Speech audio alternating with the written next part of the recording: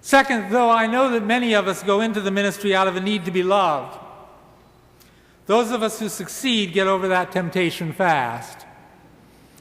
The pastor's job is not to be loved, but to love. Unconditional love. Agape, which unlike eros or even philia comes with no quid pro quo attached. I may not have liked all of you, not all of the time. In fact, I can promise you that I didn't. But I had to love you and to pray for you and to serve you. Most of you who have loved me in return, which is wonderful. It's a gift. Over the past months, I have feasted on your love every day, and I thank you for it. But in the ministry, looking for love leads to pandering, corner cutting, trimming your prophetic sails, remaining silent when you should speak out. Knowing that I loved you, you have constantly, and I thank you for this too, forgiven me my forthrightness when hard words were the order of the hour. In fact, you have honored it. Over 30 years, many of you have openly and sometimes volubly disagreed with my stated views, but not a single one of you has threatened to cut your financial support to the church if I persisted in expressing it. That said,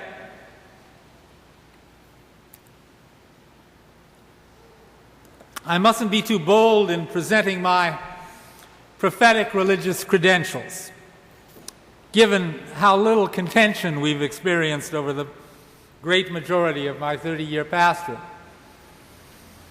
A prophet in the pulpit, by the way, doesn't win this honor by speaking boldly to the choir. He dares instead to speak out against the prejudices and blind spots of his own faith community, not just prejudices displayed by others, which don't tempt us in the least.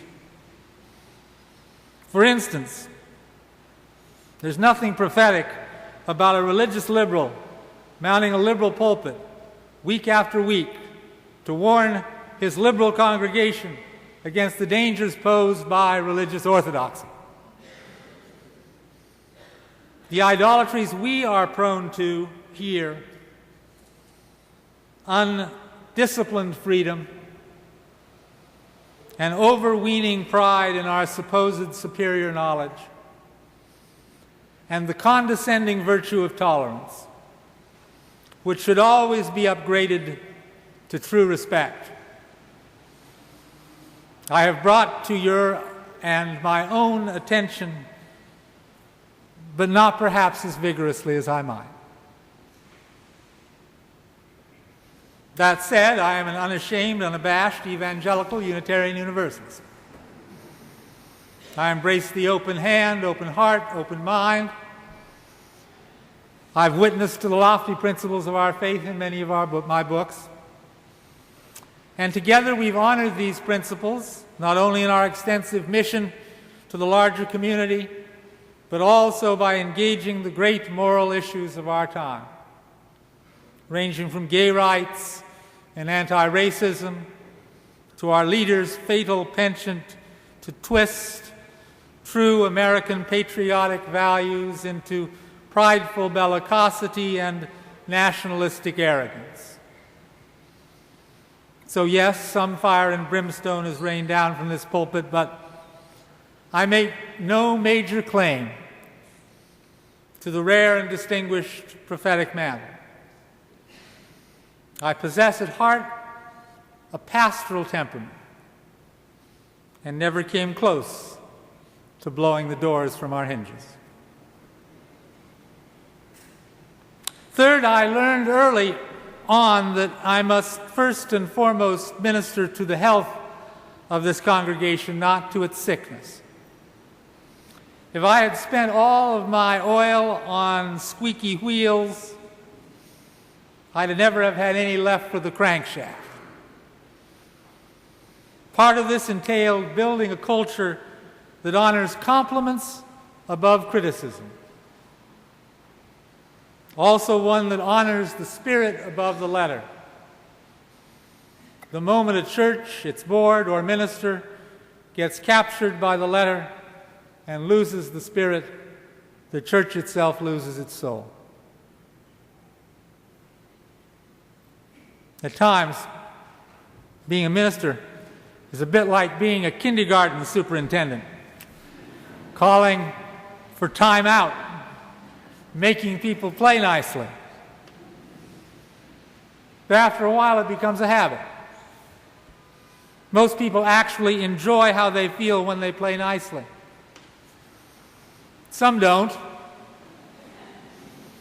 Many Unitarians are by nature anti-institutionalists who come through our doors more practiced in savaging institutions than in building them up. But I didn't spend a disproportionate amount of time letting those particular folks, many of whom grew into fine members of this body, ruin my day. Not to mention, let them set the church's agenda or fill my own. There's an art to this too. First, if you water only its dead flowers, your garden will not grow.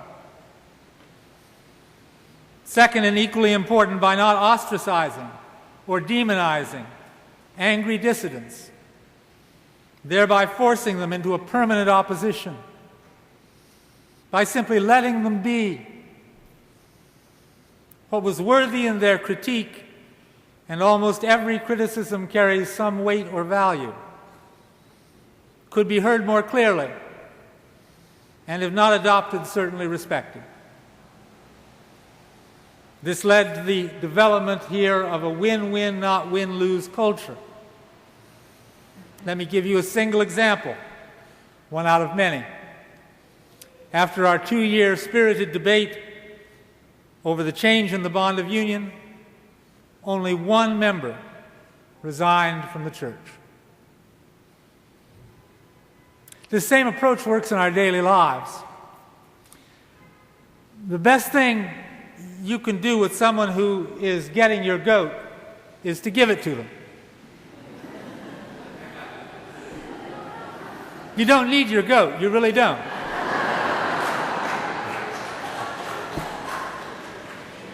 And the best way to accomplish this, the very best way to accomplish this, is to pray for them.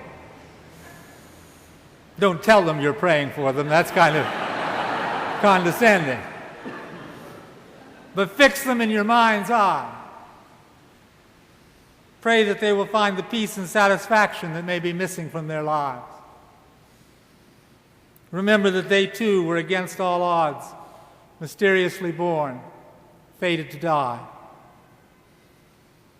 By the way, it's impossible to pray for people and hate them at the same time. Praying for others may not change how they feel about you, but it will change how you feel about them. When you next encounter them, you will see the face you prayed for, not the one you dread. And over the years, you may even grow to love them, which is, after all, the highest human calling.